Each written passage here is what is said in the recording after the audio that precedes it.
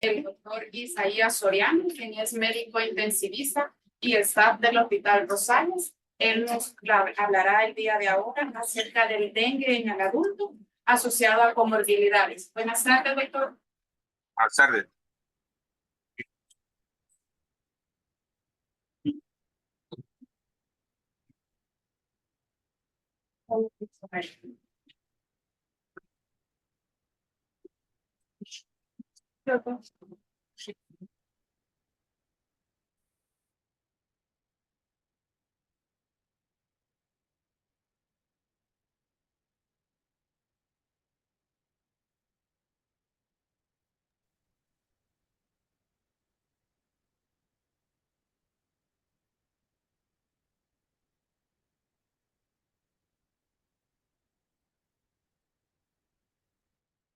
Buenas tardes. No sé si me escuchan.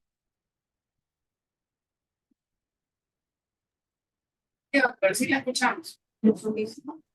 Ok, bueno, buenas tardes, un saludo. Yo soy el doctor Soriano, como decía, médico intensivista del Hospital Rosales. Vamos a cambiar un poco, digamos, la población el énfasis del dengue, porque vamos a ver un poco sobre los pacientes ya adultos, sobre todo las comorbilidades y cómo esto es un factor de riesgo para presentar dengue grave y sobre todo un poco sobre el manejo en este tipo de pacientes, ya que es muy diferente a la población que no tiene ese tipo de comorbilidades. Nos vamos a enfocar en las más comunes, obviamente, hipertensión, diabetes, los pacientes obesos y mencionar un poco sobre el manejo específicamente de este tipo de pacientes.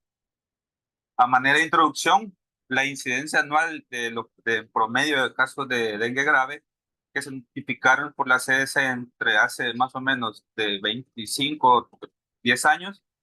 En los pacientes que tienen arriba de 70 años, la incidencia de los casos de dengue grave anda por 1.3 pacientes por cada 100.000 habitantes, en comparación de los pacientes que tienen entre 13 y 70 años, que anda más o menos entre 0.5 por cada 100.000 habitantes. Es decir, los pacientes que se consideran como factor de riesgo para presentar dengue grave no solo está las comorbilidades, sino la edad. Y eso es algo que todavía no se ha dilucidado con los estudios que se tienen al el momento, porque no se tienen modelos animales para eh, saber si el dengue grave tiene que ver con las comorbilidades propiamente o con la edad. Dentro de las comorbilidades más comunes, como les mencioné, está la diabetes, la hipertensión, que son las enfermedades más prevalentes en la población mayor. Eh, las enfermedades cardíacas junto con hipertensión se describen como 4 veces de forma más prevalente en el dengue grave y en la enfermedad por virus del Nilo, que es un estudio que se realizó en África para ver cuáles eran las comorbilidades que más se presentaban en pacientes que evolucionaban a dengue grave. Fisiopatológicamente, pues se explica por el daño endotelial que tienen esas enfermedades, la cascada inflamatoria que está alterada. Su respuesta inflamatoria no es anormal. La edad como factor que todavía no se ha dilucidado si es el factor principal para desarrollar un, un dengue grave. La mayor predisposición o prevalencia de líquido extravascular y la rápida progresión que pueden llevar a shock por las manifestaciones o el daño endotelial principalmente. La importancia clínica que esto tiene es que las comorbilidades van a aumentar el riesgo de muerte. Se estima que el dengue grave o los pacientes que están hospitalizados por dengue, el riesgo va entre de 3 a 17 veces en comparación de los pacientes que no tienen comorbilidades. Esto va a ser independientemente de la edad y por eso es que no se tiene el dato si solo la edad es un factor de riesgo. Además, se encontró que los pacientes que tienen arriba de 46 años, en un estudio que hicieron, evaluó la mortalidad en pacientes hospitalizados en un país, dos países suramericanos como Brasil y Colombia, que son de los países que más incidencia de casos por dengue tienen, junto con México. Este se realizó hace más o menos 4 años. Estimaban que la edad, que era como la edad de corte para ser un factor de riesgo de aumento de mortalidad intrahospitalaria, son los 46 años.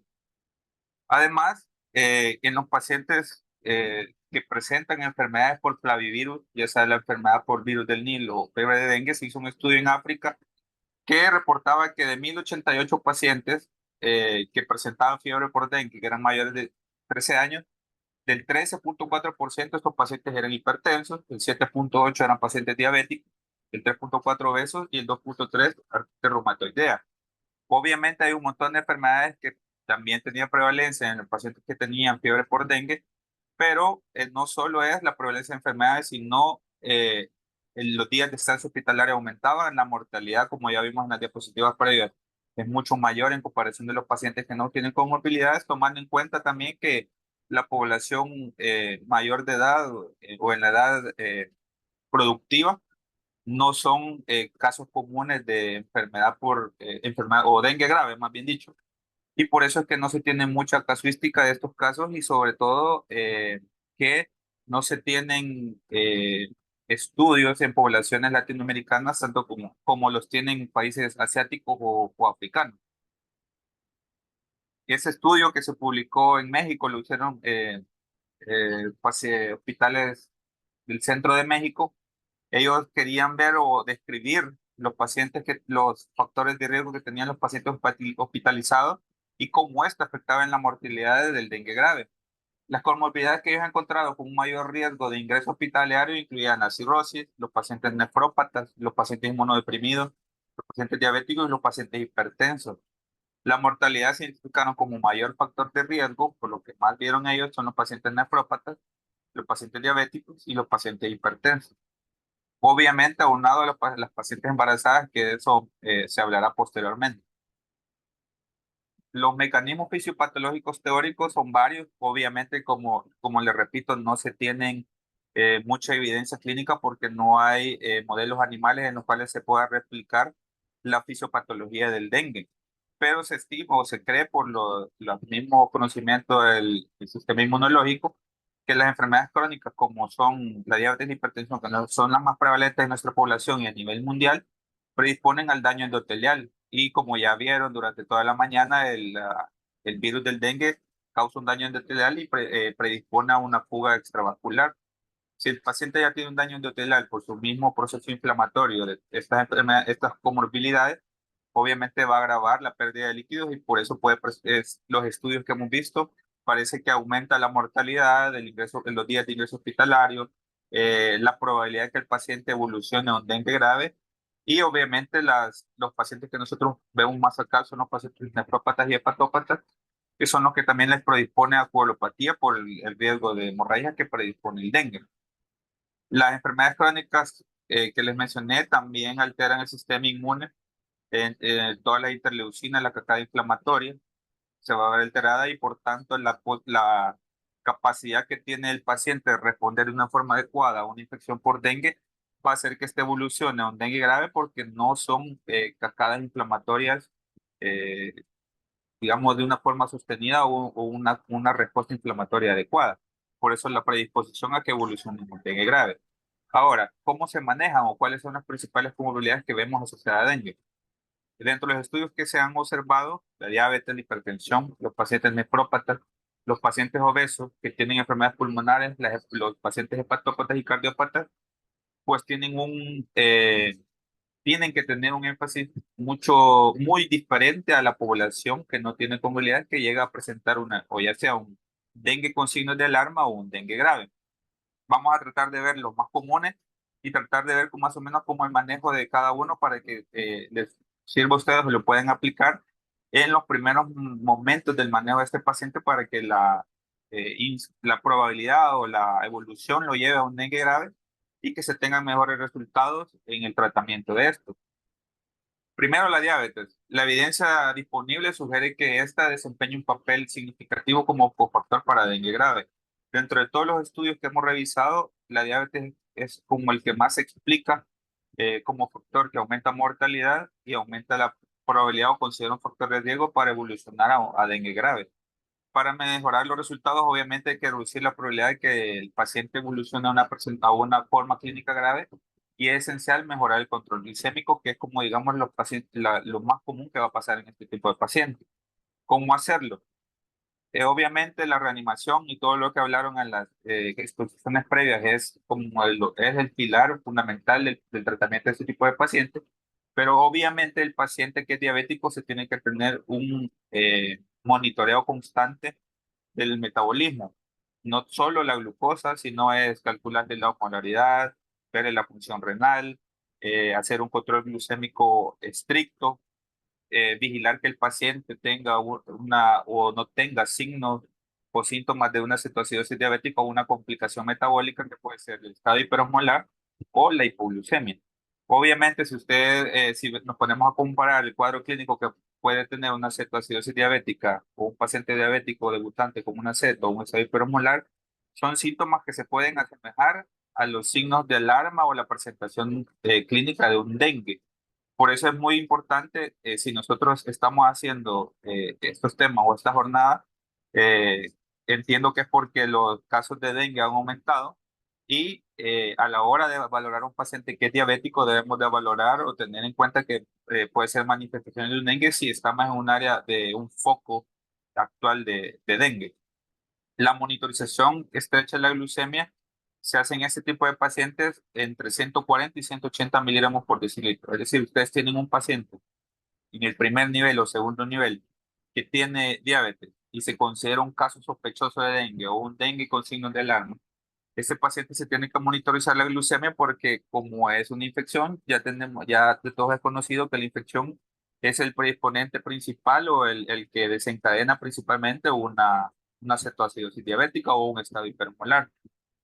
Por eso es que es importante monitorizar la glucemia, hay que ver la hidratación, evitar que se deshidrate, obviamente valorando, monitorizando la respuesta que tiene el paciente a la administración de líquidos intravenosos, vigilar la acidosis metabólica.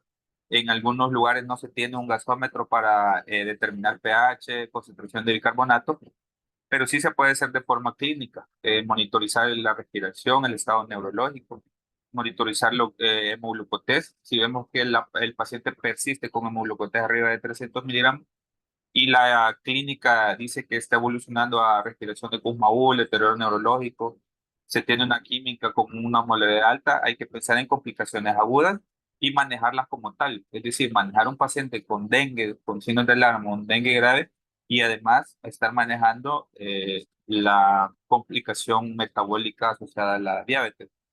El tratamiento de las complicaciones también hay que tratarlas. La hemorragia, falla multiorgánica y shock son complicaciones que el paciente diabético tiene más predisposición y tenemos que estar pensando que ese paciente diabético con dengue, con signos de alarma o solo con sospecha de dengue, hay que pensar o hay que ir un poco más adelante y valorar el ingreso o manejo en segundo o tercer nivel por la probabilidad que evolucione a un dengue grave, como ya lo vimos.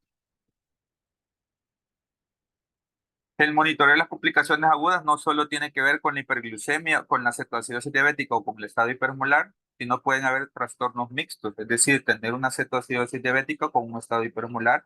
Eso lo va a determinar la osmolaridad sérica y los criterios de cetoacidosis diabética. Por eso es importante hacerlo un manejo en conjunto.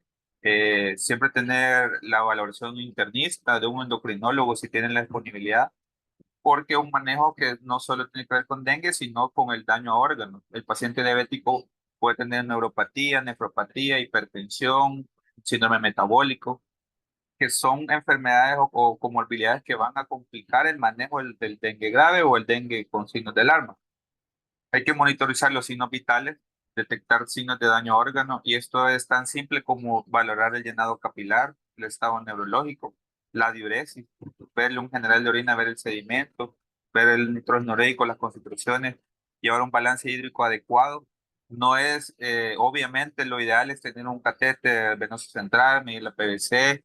Si tiene un shock, pues un catéter de Swan-Ganz o un monitoreo no invasivo, ya sea con PAICO o con ultrasonografía. Obviamente se tiene un montón de herramientas en tercer nivel, pero ustedes deben de valorarlo clínicamente, es decir, ver las manifestaciones que el paciente llevó, valorarlo cada cierto tiempo, hacer toma de signos vitales, del llenado capilar, ver cuánto orinó, ver su saturación capilar, el estado neurológico. Van a ser herramientas que a ustedes les van a permitir ver a ese paciente la evolución y la probabilidad que evolucione, ya sea una complicación propiamente de la diabetes por el dengue o que el dengue evolucione a un dengue con signos de alarma o un dengue grave. Además de la monitorización hemodinámica, los pacientes que tienen diabetes, hipertensión, cardiopatías o la obesidad los va a llevar a una alta probabilidad que necesiten una ventilación mecánica invasiva. En muchos centros hospitalarios tienen la posibilidad de la ventilación no invasiva, ya sea con cánula de alto flujo o en algunos casos ventiladores mecánicos que tienen la capacidad de poner mascarillas para ventilar en presión soporte o CPAP, que es la ventilación no invasiva convencional. Si el paciente necesita o por hipoxemia o por deterioro neurológico ventilación o por el shock prevenir más daño a órganos, es importante iniciar la ventilación mecánica de forma oportuna. No referir a pacientes inestables, no referir a pacientes que tienen un alto grado de iniciar ventilación mecánica en el camino en la ambulancia, porque eso va a predisponer a errores, va a predisponer al paciente a un deterioro hemodinámico mucho mayor y a complicaciones que no es lo mismo realizarles en un hospital o centro hospitalario con la mayor cantidad de herramientas médicas posibles a realizarlo en el transporte. Si se inicia la ventilación mecánica, pues ya son parámetros que ustedes ya los conocen, porque lo han escuchado muchas veces.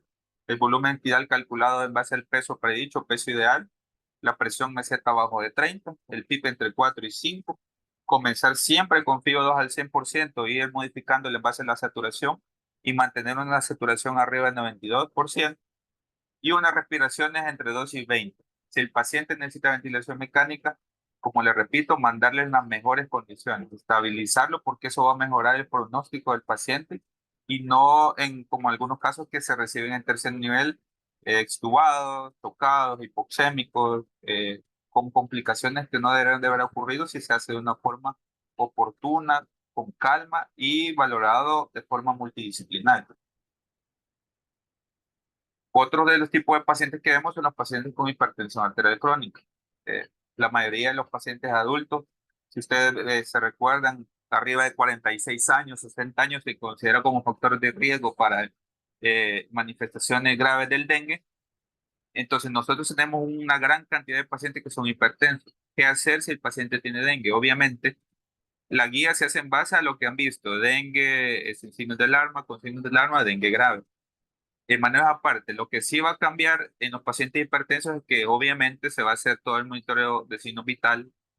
Hay que valorar el paciente que tiene hipertensión. Es importante conocer cómo han sido sus presiones arteriales previas, cómo ha sido su control con fármacos, qué tipo de fármacos ocupa, si los ha suspendido, para valorar la hipotensión relativa. No es lo mismo un paciente que en sus controles en unidad de salud, en su hospital, ha tenido presiones arteriales abajo de 140/90, 130/80, que los pacientes que llegan siempre con 160/100, 170/100, 170/110.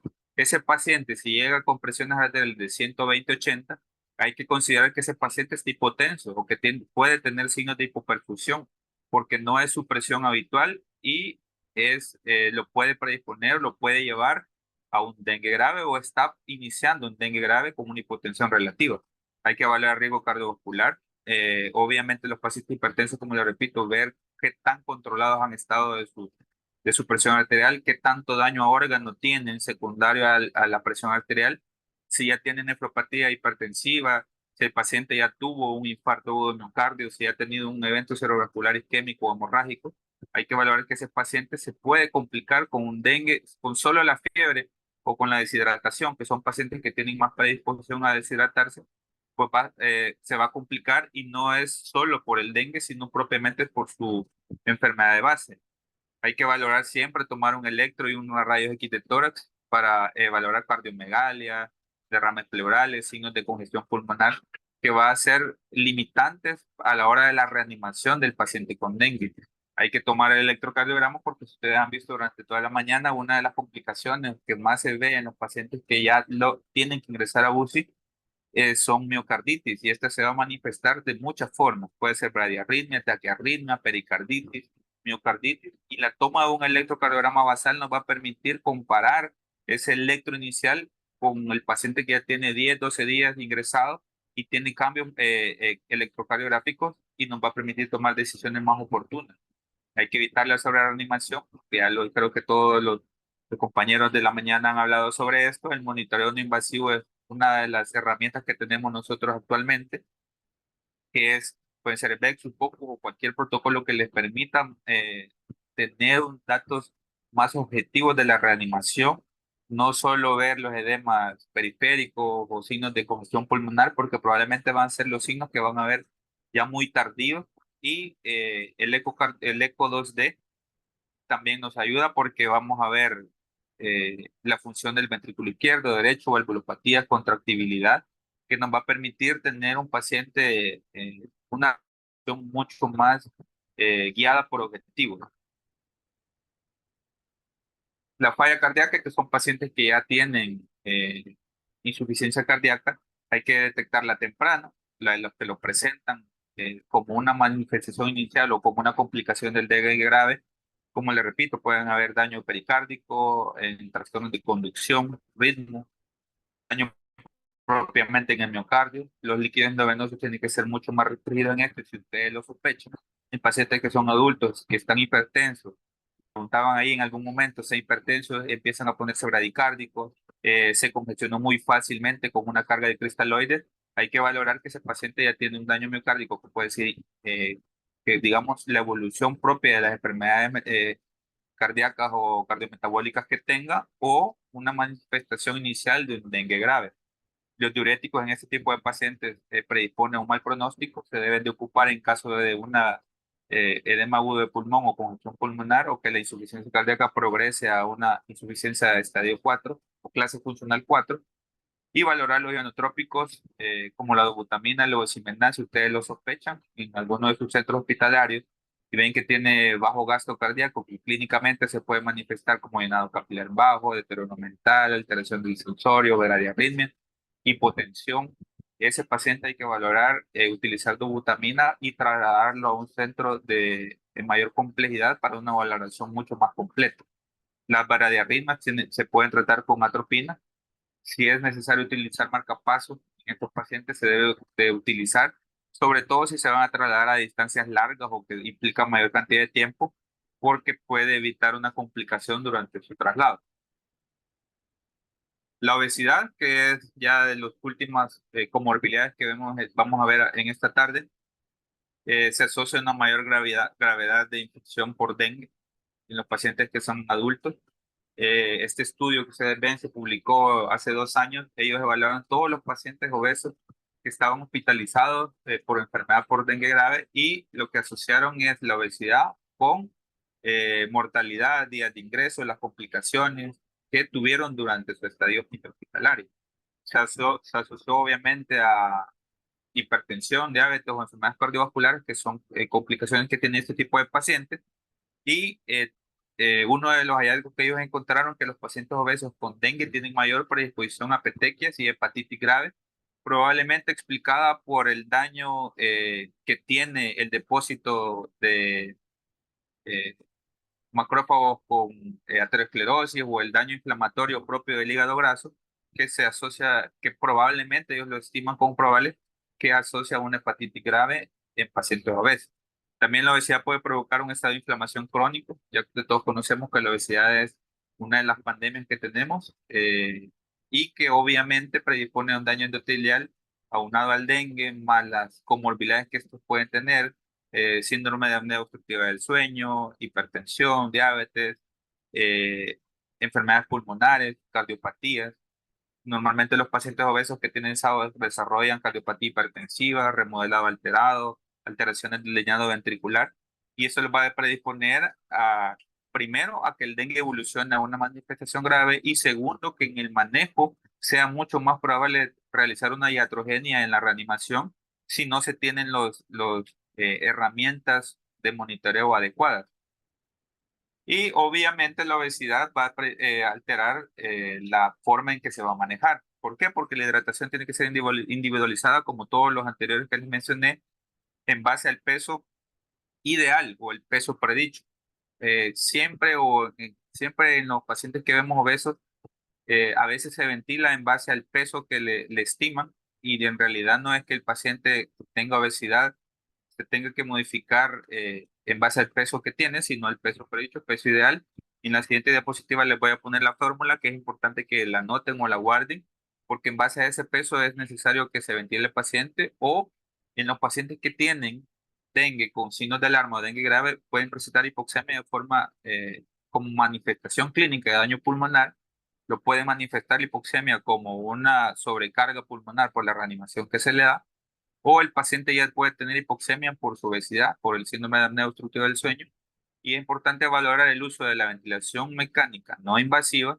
Eso es importante para evitar la ventilación mecánica y ocupar ya sea para la ventilación, para la reanimación, para la dosis de fármacos, para la reanimación que se tiene que hacer, el peso ideal.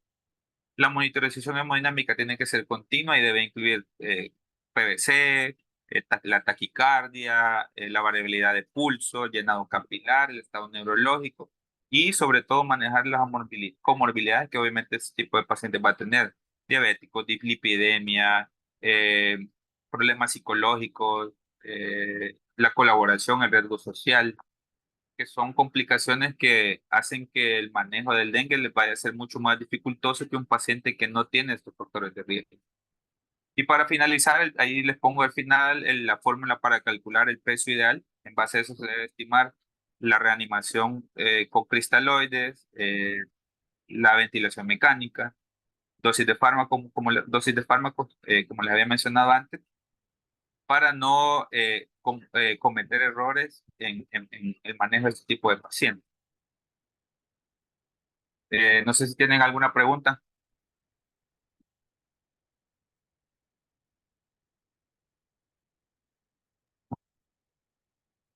Muchas gracias, doctor. No sé si hay algún comentario o algo que quisiera compartirnos.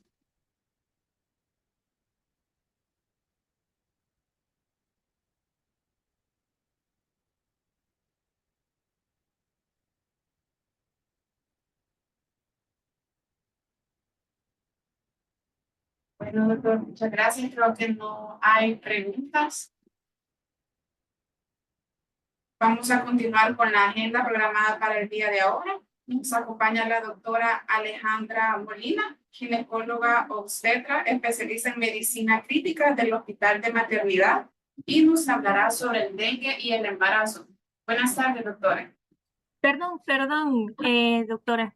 Cristian Romero pregunta, dice excelente ponencia, pero también pregunta qué signos hemodinámicos se deben seguir para valorar la sobrehidratación.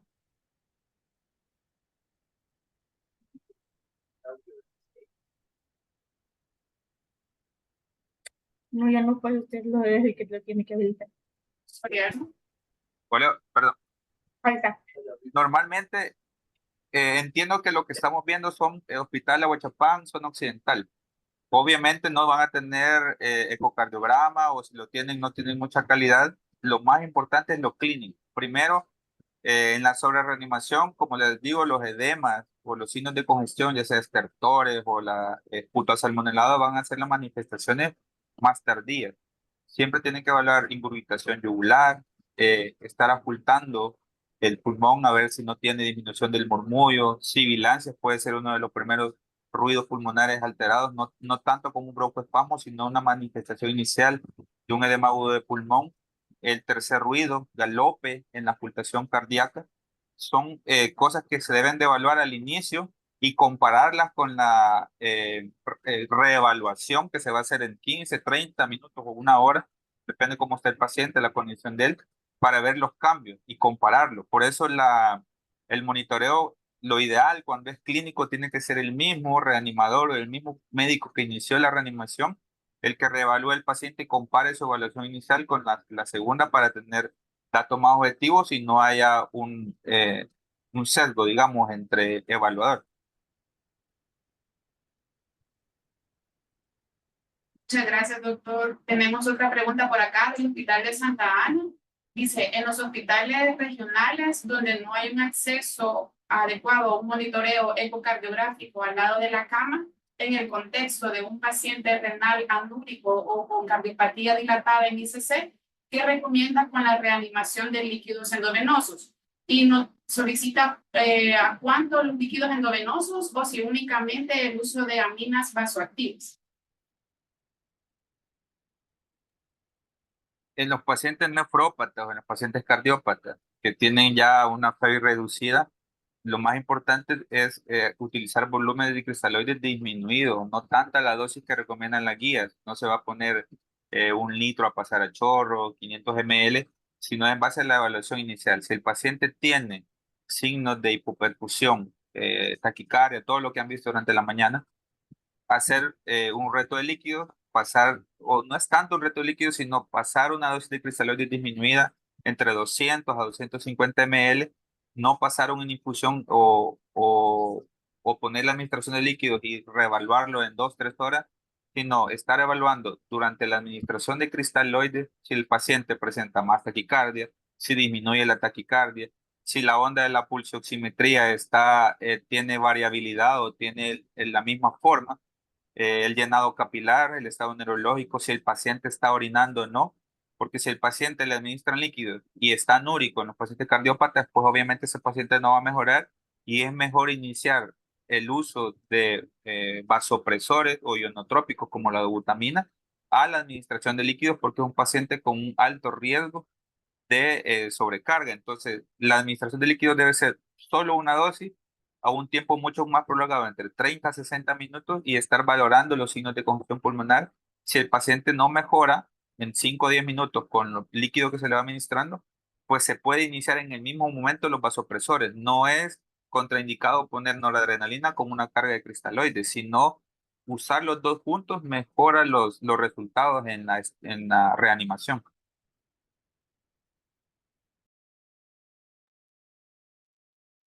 Muchas gracias, doctor. Acá tenemos otra pregunta en cuanto a los pacientes de la tercera edad.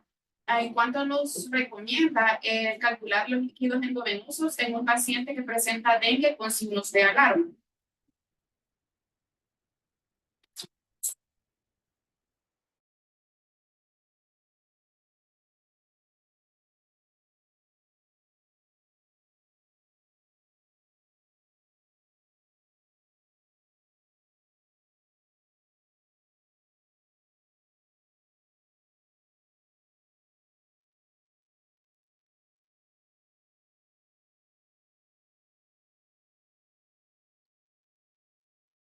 Doctor. Perdón.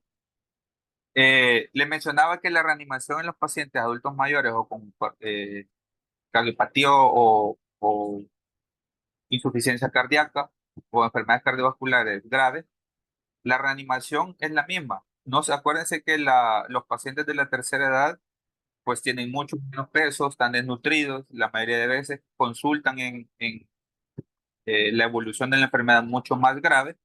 Entonces, la administración de líquidos no puede ser calculada en base a un adulto mayor que se le administran de 10 a 15 ml por kilo.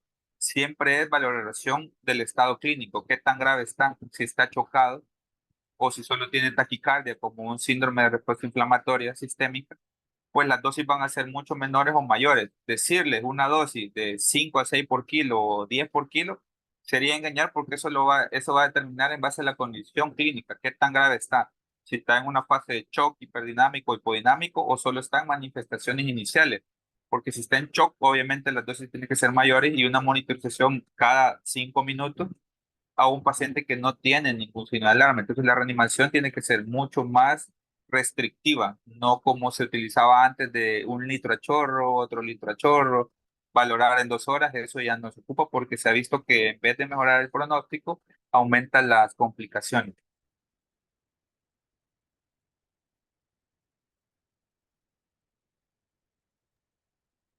Muchas gracias, doctor. Y tenemos un comentario y una última pregunta acá, doctor. El doctor Luis Castillo nos dice, excelente ponencia. Una pregunta, doctor. En Sudamérica están aplicando la vacuna contra el dengue. ¿Tiene conocimiento si es efectiva para poder ser aplicada en un futuro en nuestro país?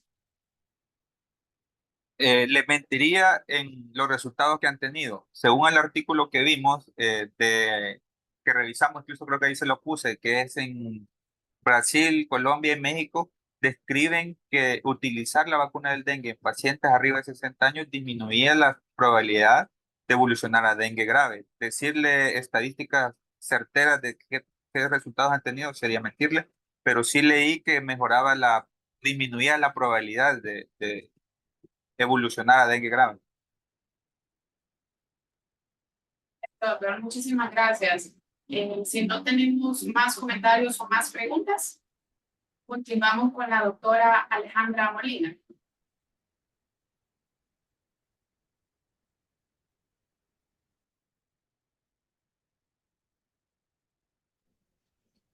Tengan todos buenas tardes ya. Solo que aún no puedo compartir porque me pide que se cese el previo para poder iniciar.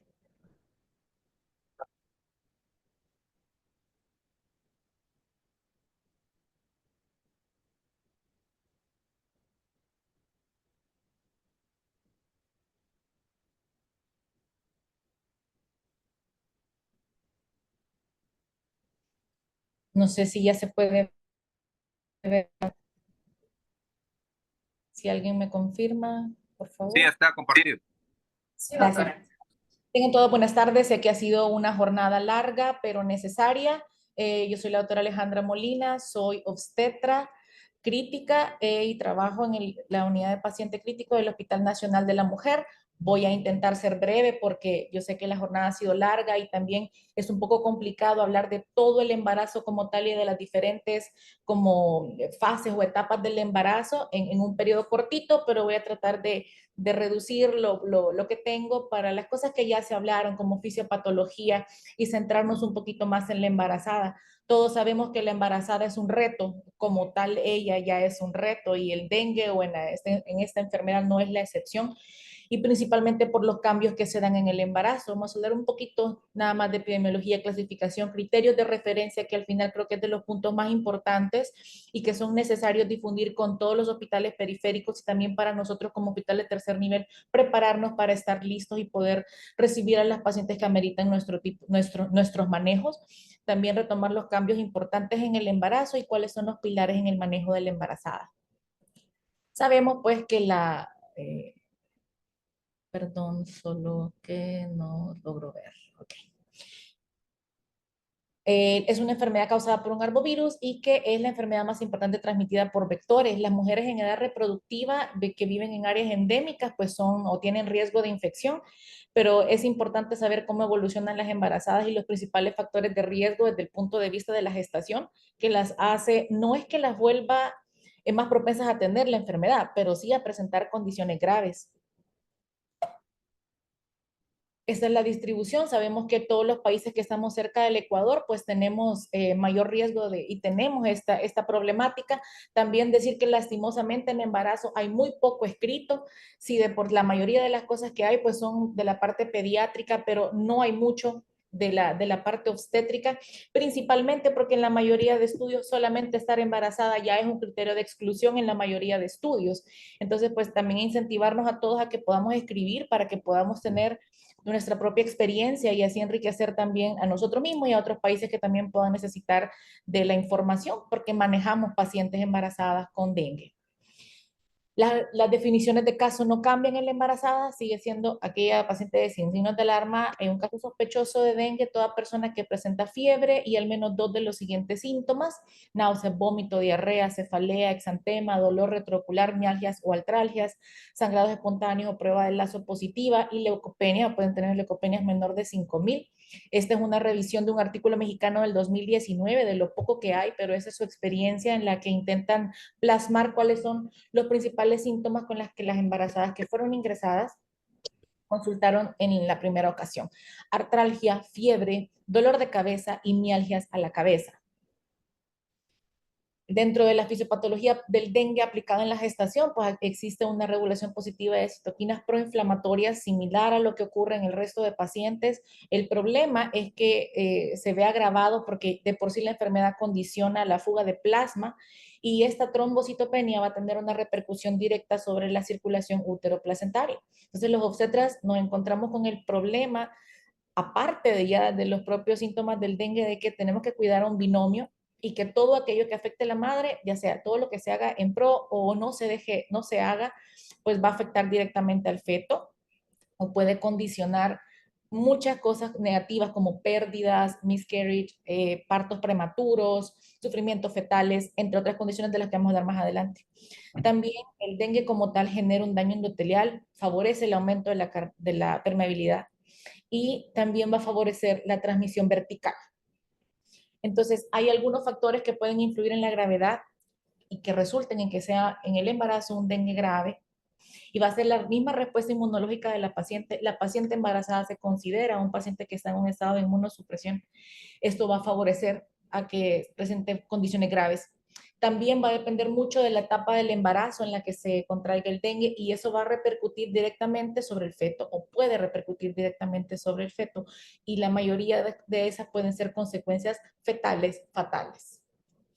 Entonces tenemos también factores que influyen en la gravedad como la virulencia de la cepa. Es necesario también como documentar o tratar de obtener la información de cuáles son las cepas circulantes. También las condiciones preexistentes. De por sí, el embarazo, vamos a ver más adelante que la paciente embarazada entra con los pies hinchados a sufrir de esa enfermedad.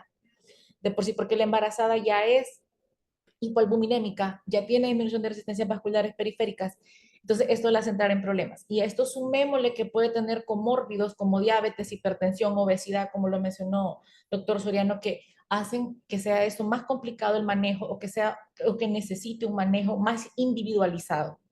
La inmunidad previa puede incrementar los factores de riesgo de las pacientes embarazadas.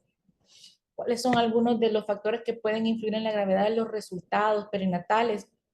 Podemos tener que se agraven por factores de prematurez, factores genéticos de la madre, que sea un embarazo múltiple, el sexo de los fetos también puede influir, factores infantiles que pueden repercutir como la lactancia materna, puede afectar el tracto gastrointestinal de los recién nacidos, afectar el desarrollo del sistema inmunológico. Dentro de los factores obstétricos, la madre que tiene dengue puede desencadenar trabajo de parto, ruptura de membrana, puede condicionarla a tener una ruptura prolongada de membranas, la necesidad de que nazca, ¿verdad? Y dentro de las cosas más importantes es la asociación del dengue con los casos de preeclampsia. Puede generar un daño endotelial importante y puede condicionar o se ha visto un riesgo aumentado tanto de la coexistencia como de que en el periodo posterior al dengue la paciente desarrolle un trastorno hipertensivo del embarazo con preeclampsia y todo lo que la preeclampsia incluye. Mucho más aumento de permeabilidad vascular, hipoalbuminemia, entre otros, persistencia del daño endotelial, entre otros. Retomando lo que retoma la OPS, no cambia las formas o los criterios para clasificar a la embarazada o los criterios que se utilizan para decir si es un dengue sin signo de alarma, con signos de alarma o un dengue grave. Esos son los mismos, de esto ya se habló en todas las ponencias anteriores y para no repetir lo mismo, vamos a pasar a lo siguiente. Sin embargo, lo importante es que solo por el hecho de estar embarazada, la paciente entra directamente al grupo 1B, es decir, se considera un paciente que puede tener o arranca como grupo B1 con dengue sin signos de alarma solo por la gestación. A esto sumémosle que si la paciente tiene comórbidos, es un paciente que se puede enfrentar a un mayor riesgo. Entonces, esto es importante por efecto de referencia, que como les mencionaba, me imagino que eso es de las cosas más importantes que quisiéramos dejar claro para poder ofrecerle lo mejor y de forma más oportuna al paciente. Debemos clasificar al paciente en los síntomas y signos iniciales, pero solo por el hecho de estar embarazada ya cumple con el criterio de una clasificación B1. Esto significa que una paciente embarazada febril es candidata a pasar a un área de dengue, si el hospital o su región lo tiene, o por lo menos a la monitorización y la vigilancia en hospital. Entonces, dentro de como el resumen, dentro de los criterios de cuándo vamos a referir a una embarazada. Este poco, pero ya está apartado ese. Pero no lo estoy ofreciendo. Sería embarazo, que ya entra en la clasificación de dengue con signos de alarma, más cualquier tipo de comórbido de riesgo, llámese cardiopatía, hipertensión, colagenopatía, obesidad, esa paciente debe ser referida a tercer nivel. Embarazo con dengue grave debe ser referida a tercer nivel. Entonces, pero dentro de las pacientes previas, es decir, aquellas que pueden no tener signos de alarma, pero que tienen la sospecha de dengue y están febriles, deben de ser evaluadas y monitorizadas al menos en segundo nivel. La mujer embarazada presenta un grupo particular de riesgo por las posibles complicaciones de dengue, principalmente por el choque que puede darse por extravasación, hemorragias, por la coexistencia de preeclampsia. Y también es importante retomar que debemos ser muy acuciosos en los signos, síntomas, presentación, factores de riesgo, porque si se fijan, muchas de las alteraciones bioquímicas que puede tener el dengue pueden confundirse o pueden compartir algunos elementos como los tienen las pacientes con el síndrome de HELP. Entonces siempre hay que tener pendiente o tener en la mente descartar una etiología de otra entre las otras múltiples cuadros que pueden ser similares. Por eso es importante retomar antecedentes, factores de riesgo, inicio de síntomas y la correlación química hematológica. Esta lámina es de mis favoritas porque les quería representar por qué la paciente embarazada entra de por sí con desventaja ante cualquier estado de choque, ante la sepsis, ante el dengue. Aquí en rojito vamos a poner, ella de por sí ya tiene una disminución de las resistencias vasculares sistémicas y el nadir lo tiene entre las 16 y las 24 semanas, ahí donde más disminución va a haber, por ende la paciente embarazada ya va a tener presiones más bajitas. Esta paciente también tiene una disminución de las resistencias pulmonares vasculares y una disminución de la presión coloidosmótica. Entonces, si esta paciente de por sí ya lo tiene un cuadro hipertensivo asociado y tiene un dengue que va a condicionar fuga capilar, daño endotelial, daño al glucocálix, esta paciente tiene muchísimo más riesgo de sobrecarga. Y vaya a retomar todo lo que los colegas han mencionado anteriormente. Lastimosamente, la embarazada ni siquiera hay una guía específica que diga cuáles son la cantidad de líquidos, porque lo que te obliga es que sea una reevaluación constante, precisamente por los riesgos que tiene y por todos los cambios maternos que la hacen entrar en una gran desventaja y que nos obliga a un monitoreo continuo, casi individualizado de cada caso. También podemos ver que cuando ya se sobrepone, digamos, un cuadro de sepsis o de choque, mayor todavía disminución de las resistencias vasculares, el mayor riesgo de depresión miocárdica y todos los factores inmunológicos. Entonces, los principales factores de riesgo y los cambios en el embarazo que la hacen mayor porcentaje de riesgo a dengue grave, disminución de la presión oncótica, disminución de las resistencias, aumento del gasto cardíaco y volumen sistólico. Todo eso significa mucho, mucho peligro. Esta gráfica que la han retomado nuestros colegas, esto es importante porque nosotros debemos saber cuáles son los días en los que debemos estar vigilando constantemente, reevaluación del hematócrito, respuesta a líquidos y la importancia de la fase crítica en donde vemos los mayores cambios hemodinámicos y también en los cambios en la biometría principalmente hepática y todos los riesgos a los que embarazada se puede enfrentar. Entonces tenemos que tener presente que la paciente muchas veces va a tener que estar ingresada, al menos vigilada en esos días y en los días de la fase crítica en los que podemos tener las mayores complicaciones asociadas y en las que va a meritar manejo oportuno. Y entre más temprano sea la instauración de las medidas, eso sí se ha podido demostrar de que entre más temprano se inicien todas las medidas y los cuidados, hay menos posibilidad de progresar hacia las fases graves y en unas etapas de no retorno, que es a la que todos les tenemos. Las fases en el dengue son las mismas en el embarazo, tenemos la fase febril, la fase crítica y la fase de recuperación. Comenzando con el manejo o pilares del manejo, bueno, es necesario evaluar la fase en la que llega a consultar nuestra paciente y estar preparados para identificar los cambios y los signos de alarma o de gravedad. En la fase sintomática, pues vamos a dar medidas para los síntomas, evaluar la temperatura, tenemos que evaluar la tolerancia a la vía oral, la dieta y si el paciente está miccionando adecuadamente. También en la evaluación en nuestro caso tenemos que evaluar el binomio madre-feto, eso va a depender también de la edad gestacional, del riesgo que tenga de desencadenar trabajo prematuro o del riesgo que pueda tener la madre tener una pérdida en el caso de los embarazos abajo de las 20 semanas. Si el paciente tiene un embarazo en los que es posible evaluar pruebas de bienestar fetal, pues es obligatorio realizarlo.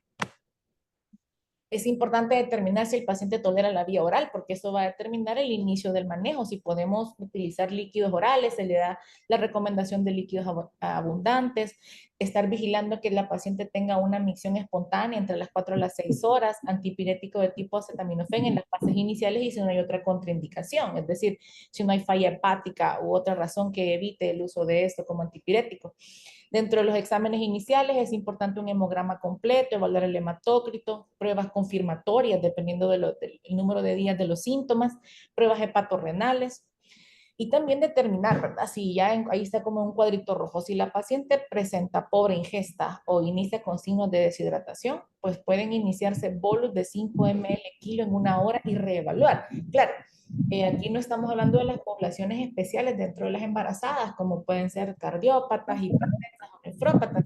que estas, como lo mencionó también el doctor Soriano, pues estas ameritan un manejo diferente y no se puede ser tan agresivo o no se puede tener como una recetita, sino que se tiene que evaluar con dosis mínimas o cargas muy pequeñas y reevaluar si estos pacientes tienen respuesta. Eso también va a depender si el paciente todavía orina, en el caso de los pacientes renales, o si tiene otras condiciones agravantes. Y lo otro que mencionamos, pues que si ya un paciente tiene riesgo de que no tolere la vía oral, de que necesite cargas y reevaluación continua, pues estos pacientes probablemente ya no nos podemos quedar de forma ambulatoria, ya no nos podemos quedar de forma ambulatoria, tienen que ser referidos a un hospital con las competencias necesarias para poder ofrecer esto y asegurar que no vamos a sobrehidratar al paciente o que se puede tener un mejor control. Eh, Además, en la embarazada por el problema de la hipoalbuminemia también debe de considerarse la validez del uso de coloides y la referencia oportuna. Entonces, lo principal es dónde estamos, en qué etapa está el paciente y cuáles son de las probables complicaciones que se están presentando en el momento de tratar y de evaluar este paciente. Entonces, vemos que el dengue grave pues se va a caracterizar por un escape abundante de plasma. Entonces, inicialmente, pues la lógica nos decía de que si el problema era fuga, nos enfrentábamos más solamente a un problema hipovolémico y las grandes los líquidos nos iban a mejorar. Inicialmente sí puede mejorar, pero si el paciente ya tiene una gran falla endotelial, daño glucocal y si tiene problemas de fuga, pues este paciente lo que le metamos lo va a sacar y lo va a sacar a tercer espacio. Entonces, ese es el reto con el que nos enfrentamos y se agrava más en la embarazada porque ella de por sí ya tiene esos elementos como factor propio de sus cambios. Entonces, identifiquemos dónde está el paciente. Está en un estado de choque por extravasación, está en un estado de choque, perdón, por hemorragia, que es lo otro que podemos tener. Está teniendo complicaciones por la hemorragia. Nos estamos enfrentando a una falla cardíaca. Hemos llenado mucho al paciente de líquidos o por la misma proceso de la enfermedad y falla cardíaca, el paciente está entrando en un distrés respiratorio o está en una falla de órganos.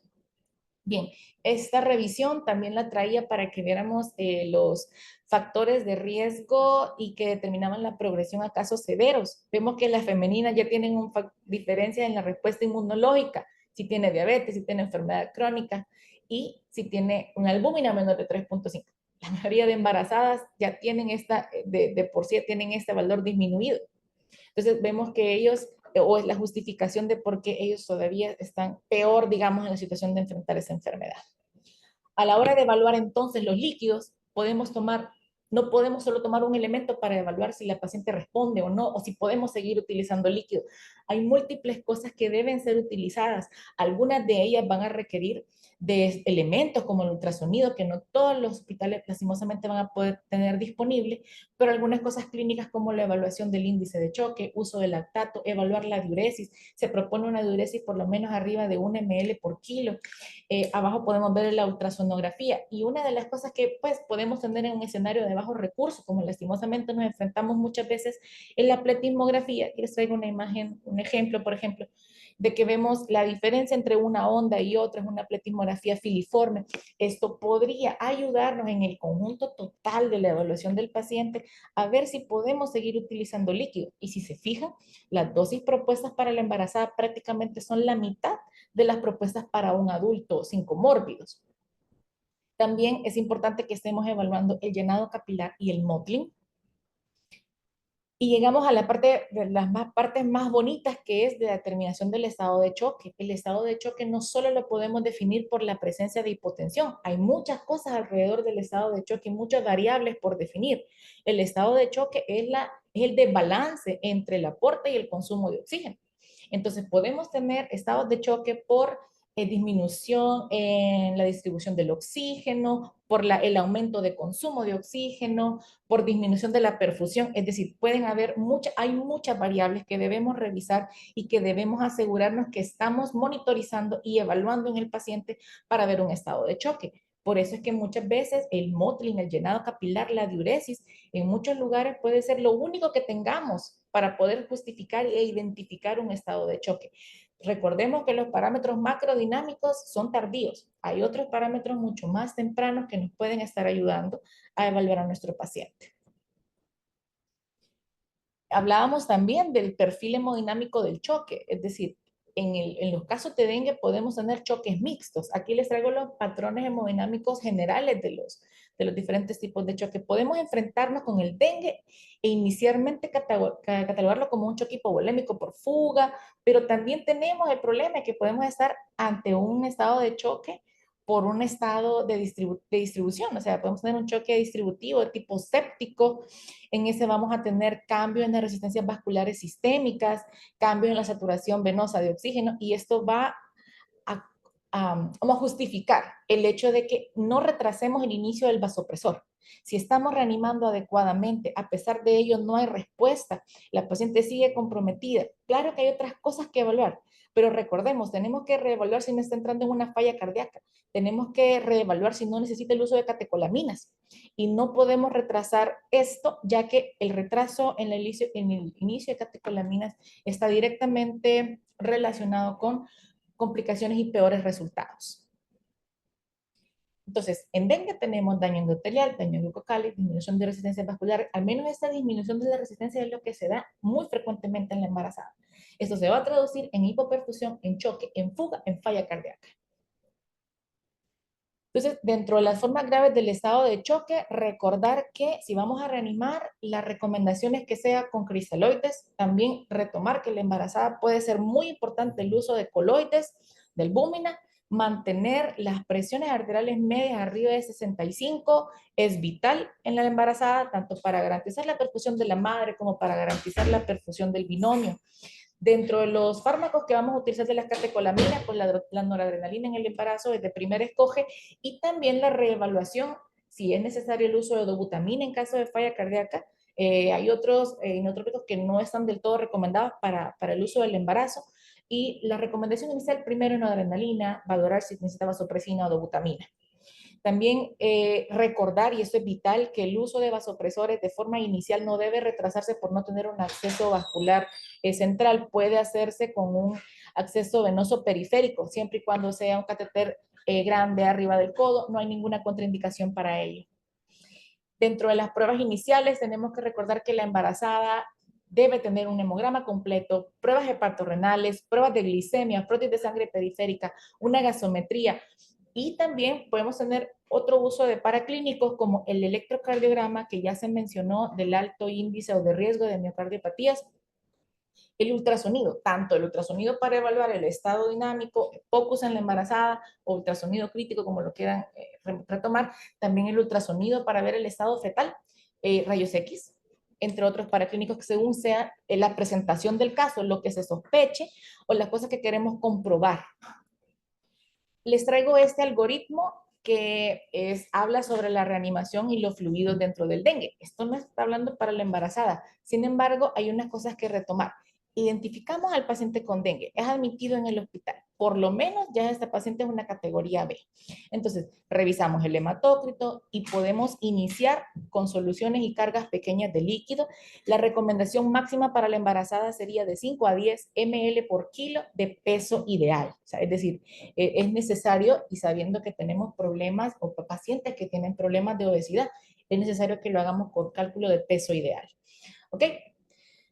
Si este paciente es necesario estar constantemente reevaluando, ¿cómo lo vamos a hacer? Puede ser con la evaluación del hematócrito, con que mejore la taquicardia del paciente, que mantenga un buen gasto urinario, que tiene una mejoría en el índice de pulsatibilidad, que tenga una pletismografía que vaya en mejoría, que tenga un buen llenado capilar. Múltiples cosas vamos a estar usando con cada vez que decidamos usar una carga en la embarazada.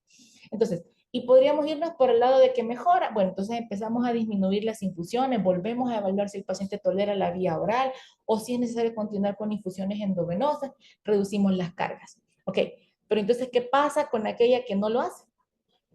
Se puede, entre comillas, repetir una segunda carga. Máximo de cristaloides siempre de 10 por peso ideal, máximo, pero previamente ya evaluamos si nuestro paciente lo tolera, si no tiene signos de fuga, si no tiene signos de falla cardíaca, si orina bien y si permite que sigamos utilizando líquidos. Entonces, pero automáticamente a este paciente ya se le pusieron 2 cargas, no mejora. Esta paciente ya pasa de ser del grupo B1, del grupo B, y pasa a una categoría C. Si nos fijamos en la embarazada, no nos podemos dar mucho lujo de poner grandes cantidades de líquido por todo lo que hemos venido hablando. Entonces, en los lugares donde usted tenga disponible ultrasonido, utilícelo, tanto para ver sobrecarga pulmonar, estado de vena cava inferior, contractibilidad cardíaca o los signos clínicos que ya se habían mencionado, llenado capilar, yugulares, pletismografía. Ok, entonces mucho peligro, mucho cuidado a la hora de reanimar. Entonces pasamos a la siguiente etapa en la que el paciente ya necesita, es catalogado como categoría C y necesita una administración en una unidad de cuidados intermedios, unidad de cuidados intensivos. O sea, es un paciente que tiene choque por dengue. Recordar, venimos de 2 bolos de 10 ml, máximo de 10 ml kilo de peso ideal.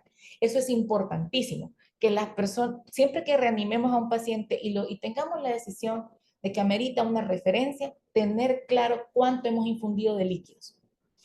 Porque después de 2 cargas, este paciente probablemente ya tiene por lo menos unos 1200 cc de líquidos de reanimación. Entonces, ¿con cuánto viene reanimado? Es necesario que tengamos el orden de saber con cuánto hemos reanimado para decirle al que nos recibe, ya le reanimamos con tanto. Y ese ya tome en cuenta que ha sido reanimado con cierta cantidad de líquidos para saber que, bueno, puede tolerar más o nos quedamos hasta ahí y optamos por otras opciones. Aquí ya nos retoma la importancia de la utilización de los coloides. Sin embargo, y si ven en el flujograma, recordar que no hay que retrasar el uso de catecolaminas cuando es necesario o cuando estos pacientes definitivamente no mejoran. Ahora, podemos tener la evaluación subsecuente del hematócrito. Después de cada carga deberíamos tener un hematócrito de control y ver la variación. O eso es lo que se recomiendan en las guías. Si de repente tenemos una caída súbita del hematócrito sin que mejore el estado hemodinámico del paciente, ahí lo que debemos de descartar es que la paciente no esté sangrando de un lugar no visible. Hay que tener cuidado, por ejemplo, en el caso de los obstetras, de que no estemos ante un abrupcio o un sangrado que no se ha podido, no es visible en este momento. Entonces, aquí dejo descartar otras etiologías de choque. Cada vez que utilicemos líquidos o cargas, debemos descartar que no esté nuestro paciente en sobrecarga, en disfunción cardíaca o en un sangrado oculto.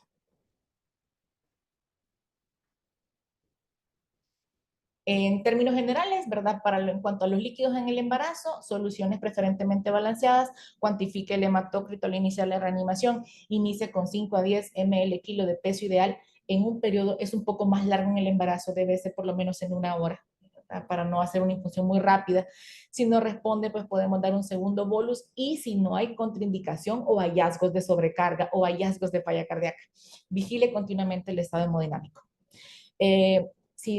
Si llegamos a una tercera carga, debemos incorporar el uso de coloides idealmente, si se tiene. Yo sé que en muchos lugares no lo tienen y también el coloide debe de ser administrado con cautela y evaluar si no tiene contraindicaciones para su uso y depende del coloide que se tenga.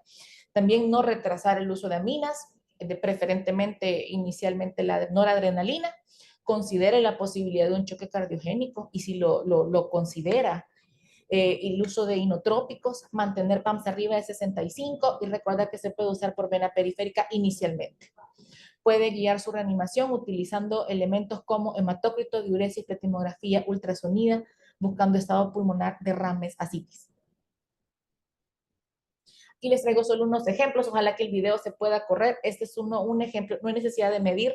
Si ustedes logran tener acceso a un ultrasonido, podemos evaluar la vena cava inferior. Esta es una vena cava inferior completamente pletórica. Esta no colapsa para nada. Entonces, probablemente este paciente no va a ser candidato a más líquidos. O sea, eso ya es un signo temprano y de ahí podemos aplicar otros protocolos como protocolo Blue, Vexus o cualquiera con el que se pueda sentir más familiarizado. Pero si no, con solo que pueda identificar la vena cava y vea esta estructura, su paciente probablemente ya no va a tolerar líquidos y va a tener mucho más riesgo de fuga. Okay. Este es un ejemplo de derrames pleurales que también pueden ser evaluados con un ultrasonido convexo. La ventaja de los ginecólogos es que en todos los lugares donde tenemos ginecología es muy probable que tengamos disponible algún ultrasonido y a veces podemos tener una herramienta que nos puede ser muy útil. Otro ejemplo de un derrame pleural, ese es bastante llamativo, ¿verdad? Pero hay otros que pueden ser más discretos. Este es un ejemplo de un derrame laminar pericárdico. Aquí podemos tener, esta imagen es bien bonita. Aquí lo único que intento que veamos es cómo puede variar la contractibilidad cardíaca y esto sí sospecha de falla cardíaca. Si tenemos hipocontractibilidad, claro, esto no es un fast focus, no es un ecocardiograma, es solo un elemento que nos podría ayudar a tomar decisiones o a comprobar nuestras sospechas si un paciente puede estar en una disfunción cardíaca también. Esto no va a suplantar jamás a un ecocardiograma completo. A otros elementos también hay que tomar electrocardiograma, rayos X para también comprobar. Pero si vemos el ultrasonido puede ayudarnos de una forma bien rápida y si lo tenemos disponible, por supuesto, para ayudarnos a hacer otros diagnósticos complementarios. Y bueno, cuando ya ni modo al paciente le hemos sobrecargado por la razón que sea, estos son algunos de los hallazgos que podemos encontrar de sobrecarga pulmonar. Vemos la presencia de líneas B en todo el campo pulmonar y eso también puede ser un indicativo rápido de que este paciente nos detengamos, no más líquido, no va a servir de nada. Ya le hicimos entrar probablemente en una sobrecarga pulmonar.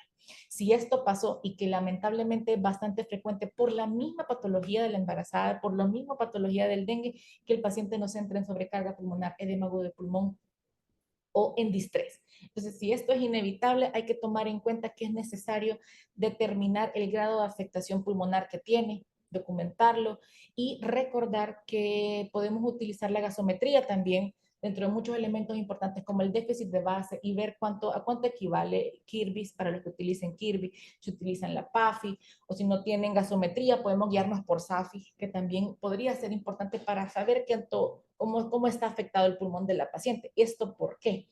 Porque hay que recordar que si un paciente ya tiene un compromiso pulmonar, está en insuficiencia respiratoria, en un distrés respiratorio, debemos suministrar oxígeno o, ¿por qué no? Lo vamos a ver un poquito más adelante, si es necesario iniciar una ventilación mecánica. Lo importante es dar soporte, porque si no, una insuficiencia respiratoria nos va a matar mucho más rápido a un paciente. Estamos hablando de casos graves.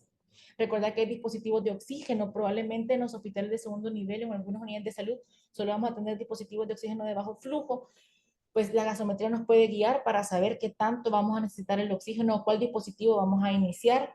También al lado derecho, pues podemos ver algunos instrumentos de dispositivos de oxígeno que yo sé que no todos los hospitales lo tienen, pero hay unos que sí podemos utilizar también si el paciente lo amerita, ventilación mecánica no invasiva o cánulas de alto flujo. Y bueno, cuando la ventilación mecánica es inevitable, sabemos que hay motivos o indicaciones tanto respiratorias, protección de vía aérea. Ahora, estos criterios son para la no embarazada en cuanto a la gasometría, la PO2 y las saturaciones. Sin embargo, les traigo acá dentro de la ventilación mecánica cuáles son las metas y cuáles son los objetivos que debemos tener claros como obstetras. La saturación debe ser siempre arriba del 95% y la PO2 de la embarazada debe ser siempre arriba del 70 milímetros de mercurio, ya que abajo o fuera de estos rangos, abajo de estos rangos, el oxígeno fetal se reduce. Entonces, podemos tener afectación directa del feto o no se garantiza la oxigenación fetal. Recordar que también puede ser necesario un parto, o sea, durante el dengue la recomendación general es que no nazca un feto, es decir, a menos que hayan indicaciones obstétricas absolutas para la inducción de un parto o para que un bebé nazca, de lo contrario, idealmente no debería, pero cuando el parto es necesario, pues sabemos que la afectación por dengue se caracteriza por una rápida caída del recuento de plaquetas y desde el punto de vista atención de parto o cesárea, esto al obstetra lo hace entrar en muchos problemas. La trombocitopenia puede llegar a ser grave y requerir transfusiones de plaquetas en presencia de un sangrado manifiesto. Yo no le llamaría transfusión profiláctica, esta revisión lo menciona así, pero en el caso que un parto sea inevitable, podemos comenzar a transfundir previo a las primeras 6 horas, ¿verdad? Y también transparto o transcesárea, es importante mantener un recuento plaquetario arriba de 50,000, más que todo para los actos quirúrgicos, y de 75,000 para las cesáreas. Se han reportado también que concomitantemente al dengue hay muchas pacientes que desarrollan eclampsias, preeclampsias, incluso síndromes de HELP. En este caso, pues nos tenemos que preparar para enfrentarnos a hemorragias profusas, tanto intra o posparto vaginal. Podemos tener no solo el choque séptico, hipovolémico por dengue o cardiogénico, sino que también podemos agudizar o se puede agudizar un choque hipovolémico severo hemorrágico al alumbramiento por las pérdidas sanguíneas. Entonces, en cuanto a los hemoderivados, tenemos que tener una biometría hemática completa inicial, valorar si hay sangrado oculto, como lo mencioné, ante una caída súbita del hematócrito sin recuperación de la hemodinamia del paciente. Si fuese necesario transfundir hemoderivados, podemos hacerlo a un ritmo de 10 a 20 ml por kilo, o va a depender también de las pérdidas. Esas son guías iniciales, pero que va a depender mucho de las pérdidas del paciente a los que nos estamos enfrentando.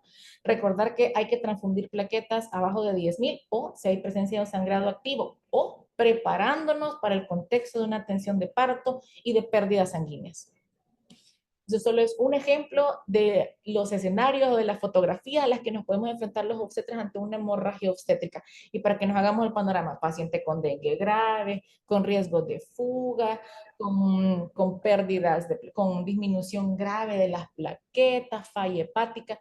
Y muy probablemente, si un paciente entra en trabajo de parto, hay que estar preparados para enfrentarnos a un sangrado importante. Entonces, identificar con cuánto comenzamos de plaquetas, cuánto vamos a necesitar o cómo podemos empezar a preparar para un acto quirúrgico, tener disponible plaquetas, es decir, si usted no tiene disponible plaquetas en su hospital, probablemente ese paciente tiene que enviarlo a un lugar donde pueda ofrecerle lo mínimo para atender a su paciente, porque podemos enfrentarnos a un sangrado masivo.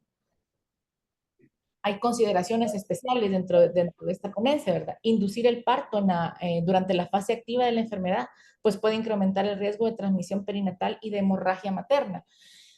Sin embargo, mantener el embarazo puede comprometer al feto debido a la insuficiencia placentaria a la que enfrenta y comprometer la adecuada resucitación materna si esto fuese necesario. La disfunción de órganos de la mujer embarazada con dengue requiere de una vigilancia particular individualizada, y muchas de estas van a requerir uso de unidades de terapia intensiva. La maduración pulmonar está indicada en los embarazos entre las 24 y las 34 semanas, y siempre tener presente diagnósticos diferenciales como síndrome de fiebres entéricas, y por último que siempre debe considerarse la posibilidad de que estemos ante síndromes hemofagocíticos. Finalmente, y le recuerdo que uno de nuestros colegas también lo utilizó, pues yo me pareció también interesante que no hay tratamiento específico del dengue, ni del dengue grave, pero la detección oportuna y el acceso a la asistencia médica adecuada disminuyen las tasas de mortalidad. Entonces, sí, como cuando hablamos de sepsis, ¿verdad? Que sabemos que entre más temprano sea el manejo, podemos detener la cadena o tenemos una mejor posibilidad de detener la cadena de desenlaces fatales, que es el objetivo y creo que es parte de lo que buscamos con esto. Y he tratado de que sea un poquito corta, ¿verdad? Porque ha sido una jornada larga. Esto es lo que les traía preparado. No sé si tienen alguna pregunta o alguna duda. No sé, si el Gustavo pues no podía conectar. Allí se lo mandan y le enviaron a ustedes también. Buenas tardes, doctora. Muchas gracias por la presentación. Está muy interesante. Una de las preguntas es, dice, posterior a la administración de los bolos de cristaloides, ¿a qué dosis se indican los líquidos de mantenimiento? La recomendación es que después de una dosis inicial entre 5 a 10 ml, si su paciente no tolera los líquidos y necesita la infusión, puede mantenerse a una razón de 4 a 5 ml kilo hora de peso ideal. Claro, con la reevaluación constante de vigilar que no haya signos de fuga. De lo contrario, se pueden minimizar los líquidos para optimizar otros factores de perfusión. Gracias. Ok. En la otra dice que en la relación a perfusión uteroplacentaria, ¿qué valor mínimo de saturación venosa de vena central materna pone en riesgo el DO2 fetal? Lo que se busca en relación de saturación arterial, o sea, una SO2 debe de ser materna arriba de 95 para todas las embarazadas. Gracias, compañeros. ¿Otra pregunta o dudas? Pueden activar también su micrófono.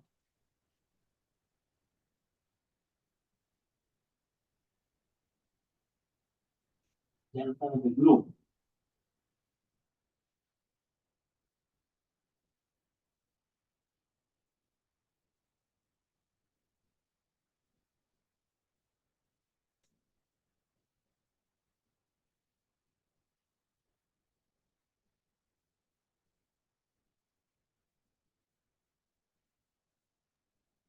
Doctora, posterior al alta hospitalaria de embarazada por dengue con signos de alarma o dengue grave, debe seguir controles a nivel hospitalario si no hay otra comorbilidad y al cuánto debe de ser el siguiente control de embarazo normal. Si la paciente ha tenido un dengue grave y se ha dado de alta con completa estabilidad, es necesario que por lo menos lleve un control subsecuente en hospital, o por lo menos en un hospital como nosotros, para garantizar que no se haya, que se haya resuelto completamente, que no haya habido secuelas, que el feto esté bien. Y lo otro, que siempre se debe valorar la posibilidad de que haya quedado daño endotelial o el riesgo, como les mencionaba, de preeclampsia. Entonces, debería tener al menos un control subsecuente en hospital y luego, si se corrobora que no hay nada de factores de riesgo, que no tiene comórbido y que el paciente está suficientemente estable, se puede retornar a segundo nivel para continuar sus controles. Es decir, y si en cuanto a los controles subsecuentes en su sitio de vivienda, puede seguirlos en la regularidad que le tocaba, pero siempre al menos uno subsecuente en tercer nivel y luego de aquí ser despachada a segundo.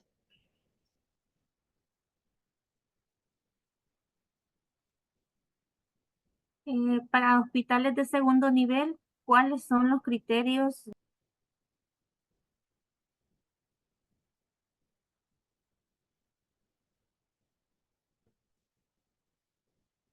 Bueno, yo creo que era la última en exponer, entonces, pues gracias por la atención y por quedarse hasta a esta hora de la sesión.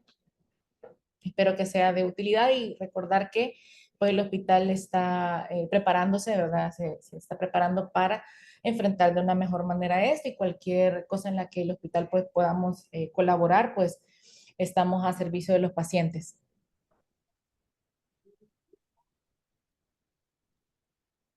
Muchas gracias a todos. Gracias por acudir a la invitación y pues tengan una feliz